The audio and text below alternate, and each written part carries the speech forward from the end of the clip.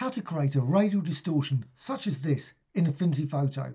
Equations. Select a layer, image, and go to Filters and Distort and Equations. Instead of Cartesian, go with Polar. So click there and you'll notice you get R and T instead of X and Y. Now I've got an equation in my clipboard, so there it is. Please check out the description for that equation. You can of course modify it. Depends on the document, depends on the layer. You might like to change some of those other settings. But also you can go to the T and you can put T times 10 or times 100. And you can create all kinds of ripple designs like this. But what you can also do is you can modify these parameters. Now you may have to change some of the settings here. You might, instead of 1000, you might put 3000 in the A times.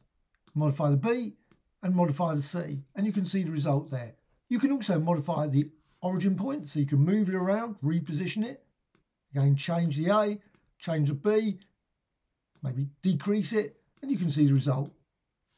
What you can also do is you can go down here to extend mode. So at the moment it's set to 0, that's the default. You can go to full and you get the white background.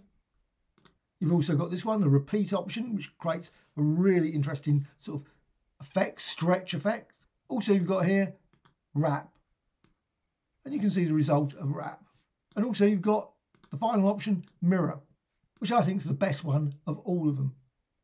And you can still continue to modify A, B, as well as C, and create all kinds of unique results. Hope you found this tutorial of interest. Any questions, please let me know in the comments below. Thank you much.